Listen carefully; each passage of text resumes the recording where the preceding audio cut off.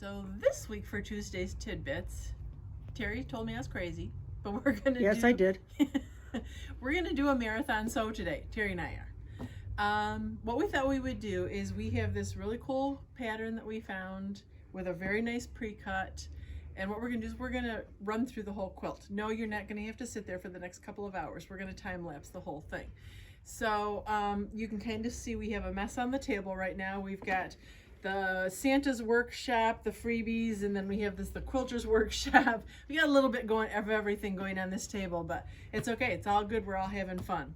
So what we're going to do today is we're going to work with this Starry Nights pattern from Deb Heatherly, which we love and adore that woman.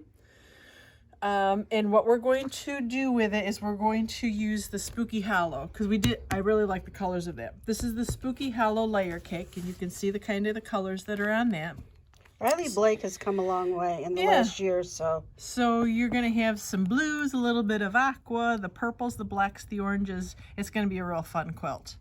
So, and what we're going to do is we have our background here. Which is my fave. Which is your fave, because it has silver on it. So it has these little ghosties and the RIP tombstones and the bats and the stars, but that's a silver metallic. I don't know if you can see it shine or whatever, but so that's going to be our one background. And then we're going to have an inner border and an outer border. So this is kind of how our quilt is going to go.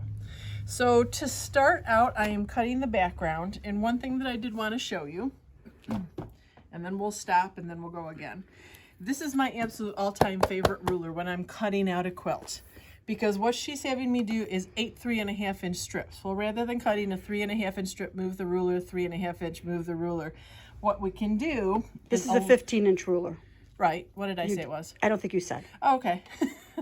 I'm just pointing that out to everyone. I have a straight edge on my left-hand side, so you can do that however makes you comfortable. But if you think about if I'm cutting 3.5-inch strips, so 3.5 and 3.5 is a little bit of math. Don't strain yourself, 7. And if you think about it, this is a 15. 7 and 7 is 14. So what I'm going to do is I'm going to start with 14 on my left edge. And this is what I call my quick cutting. So I've got 14 on my left edge here, straight along the bottom. Now I have taken my fabric and I folded it up again. So I have my fold of on my salvages here, because it's less distance that you have to travel. So I'm going to cut here, and then I'm going to back this up 3.5 inches. 1, 2, 3.5, if you don't know it. Excuse me, it would be 10.5 inches. 10.5. Cut again, back it up to 7. Which is another 3.5 off, and then finally 3.5 inches. Now the benefit to this also is because I am taking 4 strips off from one cut. So if you are slightly varying it a little bit, you have 4 cuts off from not a mistake that is getting compounded each time. I don't know if I made that plain or not. Yeah, don't worry about that. So anyway, so then now I have my 8 strips here. I've got 4 here. And I'm going to lay out my 4 here. I'm going to take them back out full. I love this 15-inch ruler. That is like my favorite go-to when I'm doing a full quilt and cutting everything out. Because now I have 8 strips. And I would just like to point out, somebody pointed out to me that sometimes I chop Marty's head off. That's because I can't get everything in. Because there's too much from here to here. Yes. That's the problem. I figure her hands are more important than her head. All right, so I'm taking off salvages here, and then I've got my 3.5 increments again. So I'm starting at 14, cutting here, going to the 10.5. And you're not picking up the ruler and plopping it around all the time, too. Sliding it back. That's why I like somebody had emailed the other day whether we like the the Omnigrip or Omnigrid rulers. I'm an old school girl. I like it so that I can move my ruler around and do what I want to do. Slide it. Yes. Okay, and I'm going to come down here and cut these last 2. Because what I did is I'm lining up my cut mark on here. So I basically have cut 8 strips into 3.5-inch squares. Ta-da! All right, we'll be back in a minute. Okay. Okay, so Terry is furiously throwing. We got half square triangles as the first unit that we're doing on the quilt. And you can see that she is chain sewing these guys. I think the whole reason for wanting to do this is that maybe you can pick up a tip or two that would kind of help you out and speed things up as you go. Now you can see this is one of those, in the pattern they tell you that you are going to mark the diagonal and then sew 1/4 inch on both sides. So, but you can see there be no line there that Terry marked. She's kind of eyeballing it. Because I have a 1/4 inch foot, I can run, and this is a short distance. If it was a big thing, I would mark it. But this is what I'm going to do is I did my 1/4 inch from that point right there. And now I'm just going to, remember, I think we've said this before. You look ahead of where you're going to sew. So I'm going to keep my eye down there, and I'm going to aim for my presser foot to hit that 1/4 or that point down there. Do a turnaround. And then what you'll do is you'll turn it around. So see, they're all hooked together, chain sewed together. And now I'm technically wanting to go like a scant 1/4 inch from my presser foot to my stitch line. So that just saves an awful lot of time marking. Now the bonus to this is that in the pattern she's having us trim these blocks down anyways. So if you're not 100% spot on, our recommendation would kind of be do a few, trim a few, and make sure. So that's what we're going to run you back over here again. So if you take your half square triangle, take a ruler, and what you're going to do is you're going to find 3.5 inch mark. Leave it flat. Yeah, don't press it open. In half.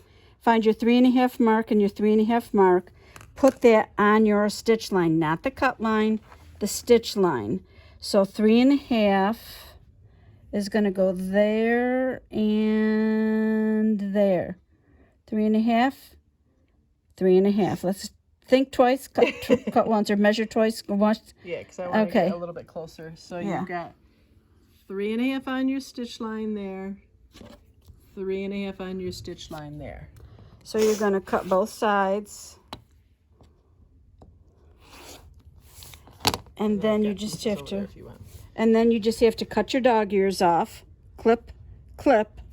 And then what I like to do is, this is my, especially if there's a ton of them, I sit and I like to finger press. So I put them one on top of the other. Pretend these are all trimmed. Actually, those are all trimmed. We just didn't take the dog ears aren't, yeah. So you just, that one hasn't been trimmed, I don't think. None of those have been. So you just do this. Whoops, wrong way. Towards the dark. Towards the dark. And then what I would do is I'd go back and I'd hit it with the iron. These are all pressed, ready to stitch. Okay? Okay, half square triangles in a nutshell. And here's another little PS on this too. Again, speeding your process up. When you're trimming all of these half square triangles, lay a bunch of them out on your mat. This is kind of like the backward cutting when you're doing strips.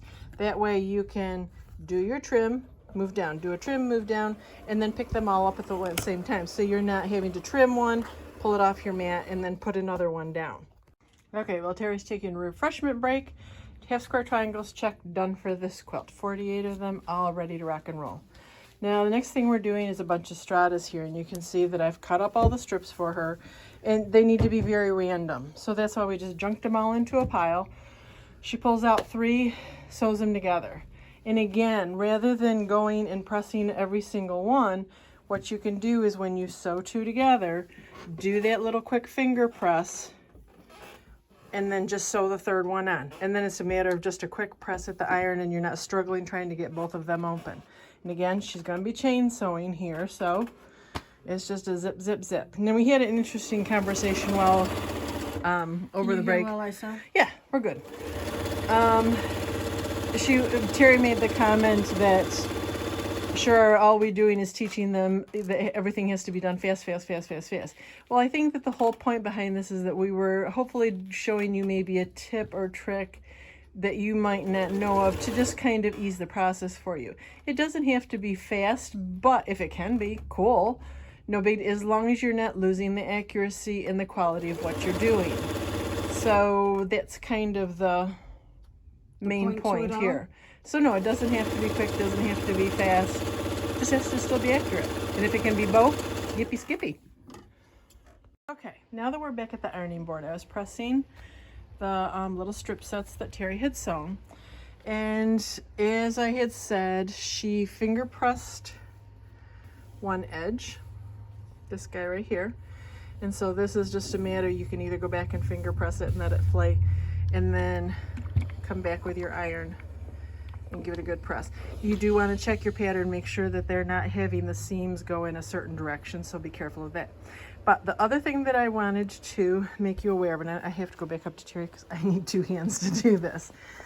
Thought I could do it on my own. Aren't those pretty colors, those little kitty cats and the eyeballs? This is a really sweet line from her. Can you hold this for just a sec? No, hold this. Oh. The one thing you got to, oh, come up. That's too close. Okay. The one thing that you want to check is ledges. Do you see how when I pull right in here, do you see how there's a fold there? You got to make sure that you don't get stuff like that. So when I do press, I want to make sure that my iron gets right into that crease. And that's something that you can kind of check once you've done pressing, is you can kind of go down through and give it a little bit of a while. Little bit, but just make sure that those little guys aren't in there. Okay. Who's talking? Who's talking? The next thing we're going to do is we're going to take the stratas that we just did. We're going to cut them into 2 chunks, and then we're going to take some of the squares we did, and we're going to snowball them onto this corner. So what we're going to do is sew from here to here and flip it back like a sew. All right. Now there's many ways to do this. Again, you can draw a line corner to corner. Another thing is if you see what I just did, you can just go like this and give it a little finger press, and you have a line also. The other thing you can do is if you take a piece of masking tape and you grab a ruler, put your needle down, and then carefully butt the ruler up to the needle, and then make sure it's straight. And you can do that by just lining up some of your registration lines on the ruler with the lines on your sewing machine. So you've got that there. Grab a pencil and just draw a straight line. Okay, so far so good. So now what we're going to do, and this alleviates the need for eyeballing. So for those of you who didn't like what we talked to you about before, this will be another option for you. Well, this one really has to be accurate too. Yeah, I mean, the other one, because we were trimming it down, you could have a little bit more of a fudge factor. Right. This one, you got to have it spot on. So what I'm going to do, now the thing you have to remember about this, okay, here's our point. Here is our point. Do not stitch on this side of the point. If anything, you're going to want to go 1 thread on this side of the point, because when you fold this back, if you come over here, it's not going to line up back there. All right. So what we're going to do is I'm going to put my needle in right on that point, and then I'm going to come down here and I'm going to put my point on that line I just drew. And I'm going to follow that line right. So I'm not looking here, I'm looking down here. You can notice she's got her point slightly to the right-hand side of the line, too. So that's all intentional. So again, you can chain stitch these. And when I said slightly, I mean very slightly. A thread.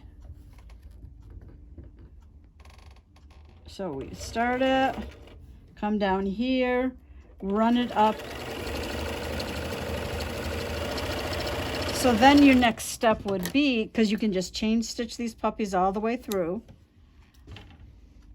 and then you would go to your ironing board, and I think it's a good idea to iron them first. So you would press it like that, and then you're going to come back in and you're going to chop it. Okay. Now fold it back in half again for a minute, Terry, if you don't mind. Now you notice she's being very careful about making sure that those corners are lining up. With this method, that's because now you have not changed the original shape of the whole rectangle. So if you ran short or you ran over, that's going to change it. But if you keep the exact same shape, pieces will go together much nicer in the next step. And if every once in a while when you flip it open and you say, oh my gosh, I really got off there. See, and I was off a little bit. I wouldn't go back and fix that. But if I was off by much more than that, I'd go back and I would realize that I'm being too conservative and I'm coming over here too far. I need to be more back on that point. But that's just get it lined up here and give it a whack with the iron, and that's the next step. And then you trim away the back 2 layers because that will alleviate bulk. And Okay. then I wanted to come over here and show you one other thing. Get a little, oops, let me take it back small again. Don't get seasick. And yeah, you can keep going. Oh, I thought I had one. Oh, I left it over here. Sorry. Come with me again. This sucker's going to be 50 minutes long. No, it's not. It's not going to be long, and I'm sorry that it's going to be choppy, but it is what it is. So this was the strip set that we had pressed, and when she cut that, except now, sugar nuts. I've been using my 6x12 ruler. Oh, I'll come get it. Yeah, please don't make me walk back over with them again. The 6x12 ruler to trim them because I needed to trim a chunk and then a small chunk out of this. So what you would do is when you're doing this trimming, and I know this just sounds like really stupid stuff that you guys have been doing for forever and ever, but so I would trim up this side. But you notice what I'm doing. I'm not lining up along the bottom here. I'm putting one of my lines on the seam allowance because it's a much more accurate read. So that I would trim this off, and then what I have to do is I have to cut a 6.5 inch length. Well, this is only a 6-inch ruler. Well, ta-da, guess what? You got 6.5 inches this way. So that's why I would do my 6.5 and then cut my next chunk off a little small. Okay, just another quick tip. On these, okay, I just sewed on all of my squares that I snowballed on. So you could just sit and cut these all apart, bring them back to your ironing board, and then press them. The other thing you can do is lay it out like a sou, get everything going the right way. And this goes back to if you've got one of these ironing boards we talked about earlier. It's wonderful. Okay, so here we go. Here's our line. So I'm just going to line that up, line that up. And every time she's matching that top point. Yeah, this is where I'm worried about. And if I had a pair of scissors back here, which I don't, and I'm not going to run and get one. But you see how quick this is rather than picking one up and one down and one up and one down. And then you go with your scissors and snip, snip, snip, snip, snip, and they're all ready to go. I hope this isn't going to be too blotchy for you all, but we keep going on. Oh, wait a minute, we should show them this. This is another thing that we were taught.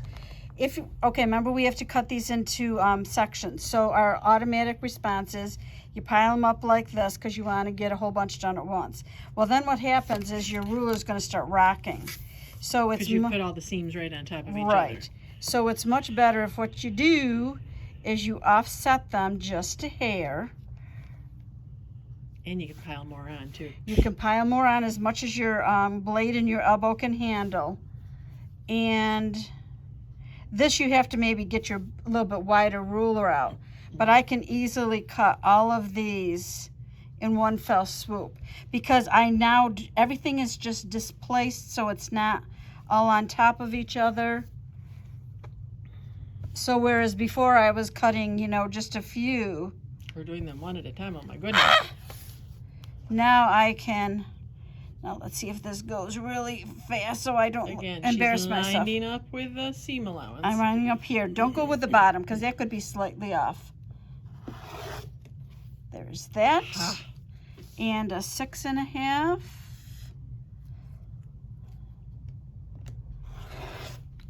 And then one more small chop. And then a 2.5, and you have just cut all of those perfectly. Ta-da! That's it. Another top tidbit. Okay, we have just a couple of more things that we're going to show you because we're going to be late for church if we don't. So this last one, if you think about this block, it's a 4-patch. You have 1, 2, 3, 4 blocks that you put together, which is basically a 4-patch. So it's always nice. There's this little twist that you can do with 4 patches. Here, let me do it this way. So you can see this is the center seam. What I'm going to do is I'm going to grab it on both sides. Before you do that, tell them why you're doing that. Well, I was going after I got done, okay. But that's okay. The reason why I do this is because it separates it so that you don't have as much bulk in the center. And especially if you have a lot of seams coming into the center, this is a wonderful thing. So again, grab it on both sides. And it doesn't make sense to twist it this way. What it does make sense is to twist it the back way. Twist it away from yourself, because what that does is it kind of opens up that center. It just breaks those first couple of stitches, and then now what you can do, and I like to do this from the back. Normally it would be press both ways and then press once, but now what we're going to do is it's going to twist it around long and the short of it. So I'm going to press that one, and they're all going to be basically spiraling around. And then when you get to that last part, do you see what happens to the center? You get a little bit of a four-pitch there. So then that's, oh, did I get you? Yeah. I'm sorry. I bet. And then flip it over, give it a nice press. We'll do one more time. So, you've got your seam like this, grab it on both sides, and I don't grab that back one. You can come to see. I want to grab just the seam, not the seam allowance. Give it and twist it. Okay? Again, stay away from the iron. Yeah. Little press, and they're all going the same, same direction. And then again, you get your little four-pitch in the middle and give it a little, and there, flip her over and give it. But now you have a really, I mean, this is like super flat in here. So you're going to have a big bump. Now, I'm going to leave the camera down until Marty gets the last two blocks. You have to understand that this is just on the flannel wall, so it's not really tight and neat. But this is what we did today. Ta-da! Not bad. We started at 11:20 and it's what, 3:40 right now? Yeah. So not bad. And everything went together. The nice thing when you sewed this block together is the only thing they had to match was really right out here. Nothing else had to match. It really was kind of fun the way she did those little spinning stars in the This is center. a secondary. It's like and a they're gonna leftover. Look so much better Once it's sewn together. once it's sewn together. So again, this is yet another way to use a pre-cut. Mhm. Obviously, you could use anything you want. We decided to go with Halloween. I was going to say this would look fabulous in the Adele Autumn that we have up on the website, or there's the Christmas one. Oh my God, this is a Christmas. fabulous Christmas one. Don't do it in flannel though, guys, because it's a little bit too Yes. small seams for flannel. Yeah, I But agree. you can see this is a very quick quilt to do. And yes, I know it was the two of us sewing today, but we still had interruptions. Yeah, But it's good. I mean, you've got a great lap size quilt. You could get it done in a week easy. Easy. Oh my gosh. Yes. Okay, so we do Starry, have to go to church. We'll put in the text on the tidbits, we'll put how if you wanted to do a kit with this or switch it out for a different pre-cut, we'll give you the price for that. Okay, bye.